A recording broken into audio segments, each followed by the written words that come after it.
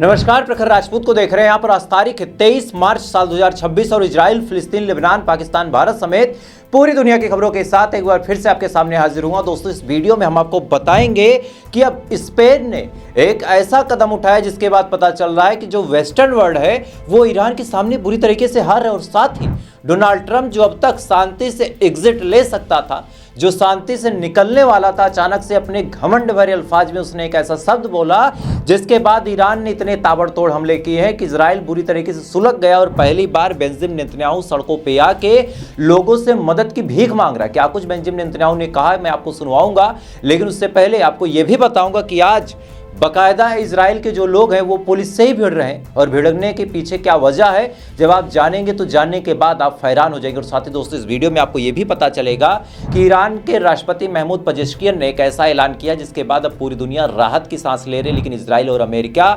गले में फंसी हड्डी की उस मार में इस तरह से पिस रहे हैं कि अब इनको समझ नहीं आ रहा कि करें तो करें क्या। और इसी दौरान अब पूरी दुनिया जो है वो अलग अलग खेमों में बढ़ती चली जा रही है और ब्रिटेन भी इस जंग में उतरता हुआ नजर आ रहा। और ब्रिटेन ने क्या कुछ किया ये भी आपको बताएंगे दोस्तों। यानी यकीन मानिए आज की खबरें जो है बहुत ज़्यादा अहम होंगी, बहुत ज़्यादा इंपॉर्टेंट होंगी।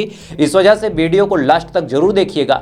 चैनल पर नए हैं तो वीडियो को लाइक करके, चैनल सब्सक्राइब करके अपना प्यार जरूर दीजिएगा। और साथ ही इजराइल और ईरान की इस जंग में आप किसके साथ खड़े कमेंट करके बताइएगा। लेकिन उससे पहले कि आज खबरों को बताऊं, कई सारे भाइयों का सवाल था कि प्रखर भाई खबरें थोड़ी सी लेट आ रही है, खबरें आप थोड़ी सी पुरानी बता रहे हैं। 5-6 वीडियो पहले आप लाते थे, अब 2-3 वीडियो ही आप आ रहे हैं। तो उसके पीछे दोस्तों कहानी ये थी कि तबीयत काफ़ी नासाज थी और स्क्रीन पे आप वीडियो और तस्वीरें देख सकते हैं। तस्वीर ही दिखाऊंगा आपको, वीडियो दिखाना शायद उचित नहीं होगा कि किस हिसाब से मैं हॉस्पिटल में था, ब्लड वगैरह की दिक्कत थी, खून वगैरह चढ़ाया गया। इसके बाद जैसे तैसे करके भी मैं 2 वीडियो ला रहा था, चूँकि आप लोगों के सामने मेरा कमिटमेंट था। बाकी तबीयत वास्तव में बड़ी ख़राब थी और यही वजह है कि 2 वीडियो ला रहा था, लेकिन अब ठीक ठाक तबीयत है तो प्रयास ये करूंगा कि आज से 3-4 वीडियो आपको डेली पहुंचाऊं और टाइम टू टाइम आपको अपडेट दूं। तो आप अगर चैनल पर नए हैं तो सब्सक्राइब कर लीजिएगा। तब तक दोस्तों एक एक करके मैं आपको खबरें बताता हूं। सबसे बड़ी खबर इस समय ये है कि डोनाल्ड ट्रंप अपने बड़बोलेपन के चक्कर में अपने साथियों को मार खिला रहा। दरअसल 4-6 दिन पहले डोनाल्ड ट्रंप ने कहा कि हम इस जंग को जीत चुके हैं। उसके बाद डोनाल्ड ट्रंप ने यह कहा कि ठीक है, अब जंग खत्म हो रही है और हम धीरे धीरे चीज़ों को समेटना चाहते हैं। यानी साफ तौर पे डोनाल्ड ट्रंप का यह कहना था कि अब हम इस जंग से एग्जिट करने वाले हैं।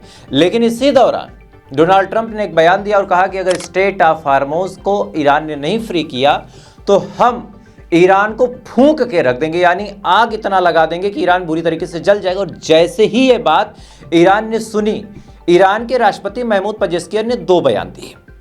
पहला बड़ा बयान ये है कि पूरी दुनिया के लिए स्टेट ऑफ हार्मोज फ्री है, किसी को कोई दिक्कत नहीं, किसी के ऊपर कोई हमला नहीं होगा। इवन ये खबर मैंने आपको बताई भी थी। और एक बार आप और जान लीजिए कि भारत की शिप जब सऊदी अरब से अपने सामान को लेकर निकलती है तो ईरान की नेवी बाकायदा उस शिप को गार्ड करती है कि कल को इजराइल ही मिसाइल मार के ईरान का नाम बदनाम कर दे। तो क्योंकि फाल्स फ्लैग खेलने में तो इजराइल उस्ताद है, तो ऐसे हाल में ईरान ने अपनी लेवी लगा दी और अपने मिसाइलों को एकदम लॉक करके रखा कि अगर भारत की शिप पे कोई हमला हो तो हम उस हमले को रास्ते में ही रोक सकें। लेकिन जब डोनाल्ड ट्रंप ने धमकी दी तब ईरान भड़क गया। भड़कने के बाद कहा कि ठीक है, पूरी दुनिया के लिए हम स्टेट ऑफ हार्मोज को छोड़ रहे हैं, लेकिन इजराइल और अमेरिका के लिए नहीं छोड़ेंगे। जो इजराइल अमेरिका कर सकता हो करे। और इसी दौरान खबर यह निकल के सामने आई कि नतांज में इजराइल ने हमला भी किया था कल, और इस हमले में ठीक ठाक नुकसान ईरान को हुआ भी था, जो कि ईरान की न्यूक्लियर फैसिलिटी थी। और ये चीज़ जैसे ही ईरान नोटिस करता है कि हमारे न्यूक्लियर को टारगेट किया जा रहा, उसके बाद ईरान ने धड़धड़ा के इतनी मिसाइलें मारी हैं इजराइल के ऊपर। और सबसे ताज्जुब भरी बात आप सुनिए, एक तरफ इजराइल मार रहा और दूसरी तरफ से हिजबुल्लाह भी मार रहा। इजराइल के ऊपर ईरान ने इतनी मिसाइलें मारी कि आपको अगर तस्वीरें दिखाऊंगा तो ये अलग अलग इलाकों की तस्वीरें हैं। डिमोना की तस्वीर आप देखें, वीडियो देखें।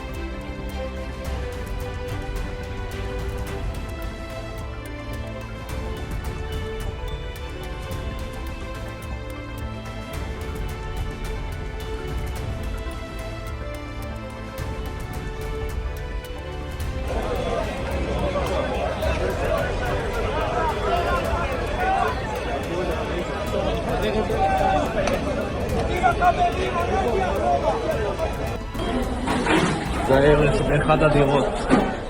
Eres de cada devoto. למעלה יש פצועים חבל על הזמן. इसके अलावा दोस्तों अराद की तस्वीरें देखें।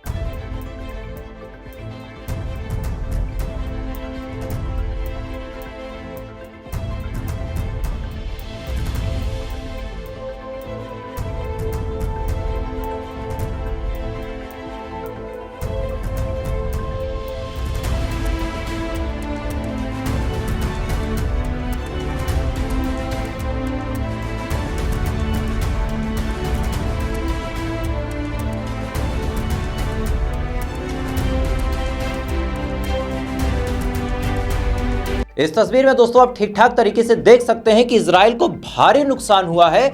और ताज्जुब की बात यह है कि भाई साहब आज तक भी ईरान मिसाइलें मारता था लेकिन इतने इंपैक्ट नहीं होते थे। ये बात सच है कि इजराइल के ऊपर इतनी मिसाइलें ईरान ने मारी लेकिन इतना इंपैक्ट नहीं हुआ और कोई मारा या फिर घायल नहीं होता। एक या दो लोग घायल होते थे, एक आध लोग मारे जाते थे। लेकिन इस बार जो अराद शहर है और जो डिमोना है, इन दोनों जगहों पे जब हमला किया गया तो पहली बार खबरें निकल के सामने आई कि 250 से ज्यादा इजरायली घायल हैं। और घायल होने के पीछे सबसे बड़ी वजह यह है कि जो इंटरसेप्टर था, जिस आयरन डोम के दम पे इजराइल इतना उछलता था, वो आयरन डोम आज खत्म हो गया। और ये बात बाकायदा ईरान के ऑफिशियल ही बता रहे हैं कि इनका आयरन डोम अब खत्म है, उसमें इंटरसेप्टर खत्म है, आयरन डोम फेल हो चुका है, उसको हमने डिस्ट्रॉय कर दिया है। और ऐसे हाल में हम जो भी मिसाइल मारेंगे अब डायरेक्ट इंपैक्ट करेगा। अब जंग में आदमी अपनी तारीफ में बातें बोलता है, लेकिन जब ऐसी डायरेक्ट तस्वीरें निकल के सामने आई हिटिंग की, इंपैक्ट की, तब बात बड़ी क्लियर हो गई कि भाई साहब सच में इजराइल का डिफेंस सिस्टम फेल हो गया है। आज बेंजामिन नेतन्याहू ने बाकायदा बयान दिया है और कहा है कि पूरी दुनिया को अब ईरान के खिलाफ आना चाहिए। क्या कुछ कहा सुनिए जरा। If you want proof that Iran endangers the entire world, the last 48 hours have given it. In the last 48 hours, Iran targeted a civilian area. They're doing that as a mass murder weapon. Luckily, no one was killed, but that's due to luck, not their intention. Their intention is to murder civilians. Second, they fired on Jerusalem right next to the holy sites of the three monotheistic faiths, the Western Wall, the Church of the Holy Sepulchre, and the Al-Aqsa Mosque. And by dint of a miracle again, none of them were hurt, but they were targeting the holy sites of the three major monotheistic religions. Third, they fired an intercontinental ballistic missile on Diego Garcia. That's 4,000 kilometers. I've been warning all the time. They have now the capacity to reach deep into Europe. They already have fired on a European country, Cyprus. They are putting everyone in their sights. And fourth, they're stopping a maritime international route, energy route, and trying to blackmail the entire world. What more proof do you need that this regime that threatens the entire world has to be stopped? Israel and the United States are working together for the entire world. And it's time to see the leaders of the rest of the countries join up. I'm happy to say that I can see some of them beginning to move in that direction. इस video में दोस्तों आप साफ तौर पे सुन सकते हैं कि बेंजामिन नेतन्याहू ने स्पष्ट तरीके से पूरी दुनिया के आगे मदद मांगी है। मदद क्यों मांगी? वजह बड़ी सिंपल सी है कि इजराइल का जो डिफेंस सिस्टम था, चूंकि इतने दिन से लगातार मिसाइलें आ रही थी और आपको पहले भी पता था कि जो इनका डिफेंस सिस्टम है उसमें मिसाइलों की जो इंटरसेप्टर है उनकी कमी है। पहली जंग में ईरान ने जो 12 दिन की जंग जून में हुई थी साल 2025 में, उसी जंग में ठीक ठाक नुकसान इतना पहुंचा दिया था कि इंटरसेप्टर की कमी हो गई थी। और अमेरिका के जो ऑफिशियल हैं, जो सच में पेंटागन वगैरह में बैठते हैं, उन्होंने चेताया भी था अमेरिका को भी, इजराइल को भी, कि अभी आप जंग के लिए तैयार नहीं है। लेकिन इसके बावजूद ईरान के खिलाफ इनको मौका दिखा। डोनाल्ड ट्रंप को आग लगाई इन्होंने। डोनाल्ड ट्रंप और इजराइल बाद में जाके मार देते हैं। उसके बाद से इनको लगा था कि 2-3 दिन में अगर जंग समेट लेंगे तो फिर कोई बड़ा बवाल नहीं होगा। लेकिन इजराइल के खिलाफ ईरान झुकने को तैयार नहीं है। और ऐसे हाल में आप तस्वीरें देख रहे हैं, इनके इंटरसेप्टर आज खत्म है। और खत्म होने की वजह से आज इजराइल बुरी तरीके से मार खा रहा, चूंकि जिस छत के नीचे अब तक ये सुरक्षित थे, आज वो छत गिर गई। और बाकायदा आईडीएफ, सोचिए, इजरायली डिफेंस फोर्स आज तक कभी भी इस बात को एक्सेप्ट नहीं करता कि नुकसान हुआ है। लेकिन पहली बार आईडीएफ यानी इजरायली डिफेंस फोर्स के जो फ्रंट कमांडर थे, होम फ्रंट कमांडर जो थे, वो बाकायदा उस सीन पे, उस इंपैक्ट वाली जगह पे जाते हैं और जाने के बाद वहां से वीडियो जारी करते हैं और बताते हैं कि हाँ, हमें ठीक ठाक नुकसान हुआ है। क्या कुछ उस वीडियो में कहा गया उसको देखें आप। Here behind me we can see the point, the exact location where the missile hit in Arad. And here we can see the buildings that got the hit. Once again, the Iranian enemy aims its missile into civilian population centers. We have many dozens of people that got injured severely here in the middle of the evening. This is the beginning of a new week in Israel. We just started it. We hope to have a good week, but we have one hit in Dimona, the second hit in Arad, many injured, and now we are in the middle of the search and rescue operation. इस video में दोस्तों आप साफ तौर पे देख सकते हैं कि पहली बार आईडीएफ के जो होम फ्रंट कमांडर इन्होंने एक्सेप्ट किया है कि नुकसान काफ़ी है और सैकड़ों लोग बुरी तरीके से इंजर्ड हैं। हालांकि अब ये इंजर्ड कर रहे हैं, लेकिन हमें भी पता है और आपको भी बड़ी आसानी से ये बात समझ में आ गई होगी कि कोई भी हो अपने नुकसान के बारे में नहीं बताता। जैसे ईरान का ऑफिशियल क्लेम है कि हमारे 3000 लोग मारे गए हैं, लेकिन ये बात भी सरासर झूठी है, क्योंकि आपने देखा होगा कि जब 12 दिन की जंग हुई थी उसमें ईरान के 1200 लोग मारे गए थे, 1200 के करीब लोग मारे गए थे। तो इस बार तो जंग लगभग 18-19 दिन के पार पहुंच चुकी है। देखा जाए तो 23 दिन हो गए। आज 23 तारीख है, 28 तारीख से ये जंग शुरू हुई थी, 28 के बाद नया महीना लग गया था, तो 23-24 दिन इस जंग को हो गए हैं। तो 12 को आप 2 से मल्टीप्लाई ऐसे ही कर दें। और पिछली बार हमले थोड़े से लिमिटेड थे, इस बार ज़्यादा हमले हो रहे हैं। तो ऐसे हाल में ये कहा जाए कि केवल 3000 लोग मारे गए, ये सरासर गलत है। ईरान में भी लगभग मेरा ये मानना है कि 10,000 से ज़्यादा लोग शहीद हो चुके हैं। और अगर इजराइल भी कह रहा है कि 200 लोग घायल हैं, तो आप यकीन मानिए कि घायलों की तादाद और ज़्यादा होगी। और मृतक जो हैं, यानी जिनकी इस हमले में मौत हुई है, उनकी भी तादाद ज़्यादा होगी, क्योंकि कई सारी ऐसी तस्वीरें हैं। जैसे आपको मैं दिखाऊं कि एक घर है, उस घर में लोग आराम से डाइनिंग टेबल पर बैठ के खाना खा रहे हैं और अचानक से मिसाइल का वारहेड उस घर के दरवाजे पे आके ब्लास्ट होता है। और क्या मंजर था वो भी देखिए।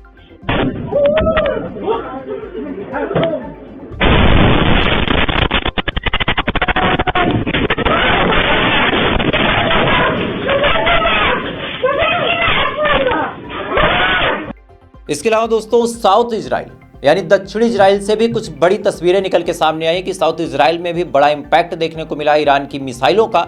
और मैं चाहूंगा कि उस इंपैक्ट की विजुअल्स को आप देखें जरा।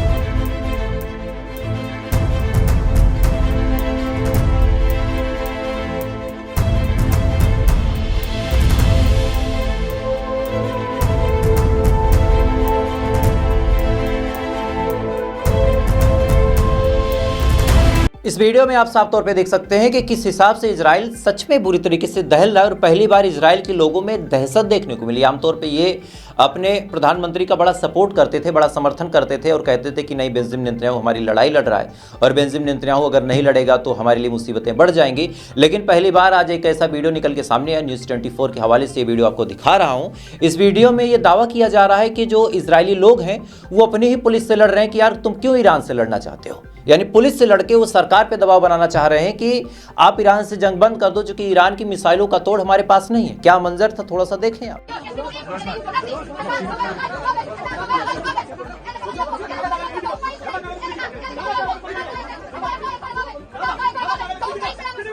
इस वीडियो में दोस्तों आप साफ तौर पे देख सकते हैं कि किस हिसाब से लोग अपनी ही पुलिस से लड़ रहे हैं। और ऐसे हाल में सिचुएशन बद से बदतर तब हो जाती है जब हिजबुल्लाह की तरफ से भी बड़ा हमला देखने को मिलता है। और आलम यह है और खबरें अंदर की ये भी निकल के सामने आ रही है कि हिजबुल्लाह भी अब इजराइल में घुसने की तैयारी कर रहा है। और यही वजह है कि लिटानी रिवर हिजबुल्लाह की जो लेबनान है और इजराइल के बीच की एक रिवर है और बीच में एक पुल है, आज उसको इजराइल ने हमला करके तोड़ दिया ताकि हिजबुल्लाह अंदर ना आ सके।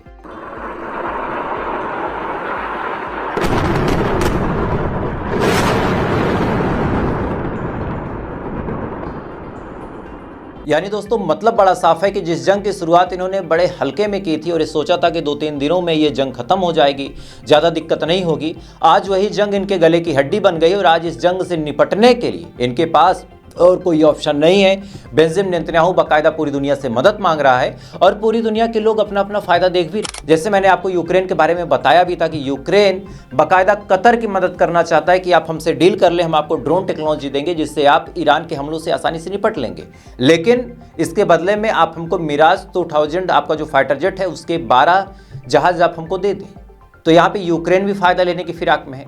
इधर बड़ी खबर आज निकल के सामने आ रही कि ब्रिटेन अब इस जंग में एंट्री कर सकता है। चूंकि खबर निकल के सामने आई है कि ब्रिटेन का एक खतरनाक सबमरीन जिसका नाम HMS एसन है, HMS एसन इस समय मिडिल ईस्ट की तरफ बढ़ता चला जा रहा है। पहले ये ऑस्ट्रेलिया के पर्थ में खड़ा था, वहाँ से निकलता है, निकलने के बाद मिडिल ईस्ट की तरफ बढ़ता है और इस समय ये बाकायदा टॉमहॉक मिसाइल से लैस है, साथ ही अलग अलग और मिसाइलें इसमें हैं और 5500 किलोमीटर की दूरी ये तय कर चुका है। और सबसे ताज्जुब की बात इस समय दोस्तों ये है कि ये अब ईरान की मिसाइलों की ऑफिशियल रेंज में आ चुका है, यानी अब ये ईरान की मिसाइलों के रेंज में आ चुका है। वो बात अलग की है कि सबमरीन की कोई ऐसी आइडेंटिटी नहीं होती कि उसको आप पकड़ सकें, उसके लिए आपको बाकायदा रडार सिस्टम चाहिए, उसके लिए बाकायदा आपको तमाम टेक्नोलॉजी चाहिए। हालांकि टेंशन की बात इस वजह से नहीं है चूँकि चाइना और रशिया अब सपोर्ट अच्छी तरीके से कर रहे हैं। चूँकि रशिया बीच में डील करने गया था अमेरिका से, बात वहाँ पे बनी नहीं, तो रशिया मजबूरी में अब ईरान के साथ खड़ा हो रहा है। क्या दोगलापन था वो मैं आपको ऑलरेडी बता चुका हूँ, बार बार नहीं बताऊंगा, आपका वक्त बड़ा कीमती है। बहरहाल दोस्तों, इसी बीच अब सुनिए खबर ये निकल के सामने आ रही है कि ईरान के जो स्पोक पर्सन है, इन्होंने फिर से धमकी देते हुए कहा कि अगर हमारे तरफ आंख उठा के देखने की कोशिश की गई, चूंकि डोनाल्ड ट्रंप ने बड़ी धमकी देते हुए कहा था कि अगर ईरान हमले बंद नहीं करता और स्टेट ऑफ हार्मोज को फ्री नहीं करता तो हम ईरान को अंधेरे में डुबो देंगे, यानी ईरान के पावर प्लांट पे हम बड़ा हमला करेंगे और वहां से जो बिजली की पूरी सप्लाई है उसको कट कर देंगे और कट करने के बाद ईरान अंधेरे में डूब जाएगा। और इसी के जवाब में ईरान के जो प्रवक्ता हैं इन्होंने कहा कि अगर हमारे पावर प्लांट को टारगेट किया गया तो हम पूरे मिडिल ईस्ट में इतनी मिसाइलें मारेंगे कि कोई भी बचेगा नहीं। बिस्मिल्लाहिर्रहमानिर्रहीम। जनायतकारान जंगी आमریکا و رژیم صهیونیستی با وحشیگری دنیا را به جنگلی بیقانون تبدیل کردند. البته خوی حیوانی از برخی عادات ضد بشری این جانیان انسان نما بالاتر است. فقط از اینها برمی آید که مردان، زنان و کودکان بیگناه را به خاک و خون بکشند و بناهای فرهنگی تاریخی را تخریب کنند و ادعا کنند مدافع مردم هستند कि आज इन कूदक कोशहाय कूदक। इस वीडियो में दोस्तों आप साफ तौर पे सुन सकते हैं कि धमकियां ईरान की भी कम नहीं है और ईरान के लहजे में अब नरमी आपको बिल्कुल भी देखने को नहीं मिलेगी, क्योंकि जिस हिसाब से अमेरिका जैसे सुपर पावर की आंखों में आंखें डाल के ईरान धमकी दे रहा और अमेरिका को घुटनों पे लाके छोड़ा। चूंकि आज एक ऐसी खबर निकल के सामने आई कि सुनने के बाद बाकायदा बड़ा ताजुब हुआ।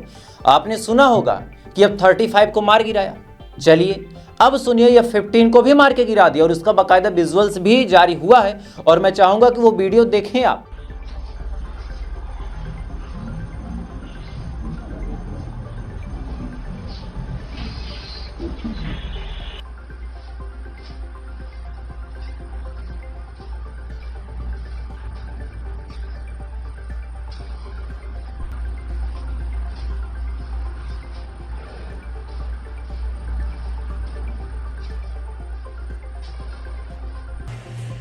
خورد اینجا خورد.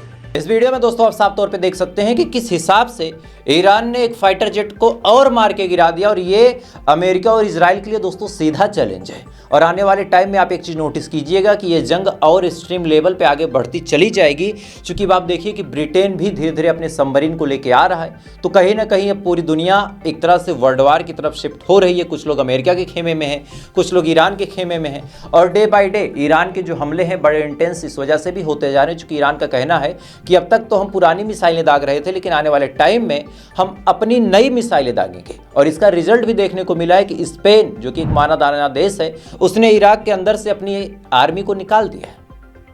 इराक के अंदर से स्पेन ने अपनी आर्मी को निकाल के कहीं और शिफ्ट करने का फैसला किया, यानी स्पेन अब ईरान के हमलों से डर के इराक के अंदर से अपनी आर्मी निकाल रहा। तो ये भी अपने आप में ईरान का एक पराक्रम ही है। खैर, आने वाले टाइम में दोस्तों कुछ खबरें बड़ी अहम होंगी, इस वजह से चैनल पे नए हैं तो सब्सक्राइब बटन जरूर दबा लीजिएगा और साथ ही अगर आप चाहें हमारा सपोर्ट करना तो QR को स्कैन करके आप हमारा सपोर्ट कर सकते हैं। बाकी थोड़ी देर बाद आपसे फिर मुलाकात होगी ऐसी किसी खबर के साथ। तब तक आप अच्छे रहें, खुश रहें, अपना ख्याल रखें, अपने देश का ख्याल रखें। जय हिंद, ऊपर वाला आपकी फात।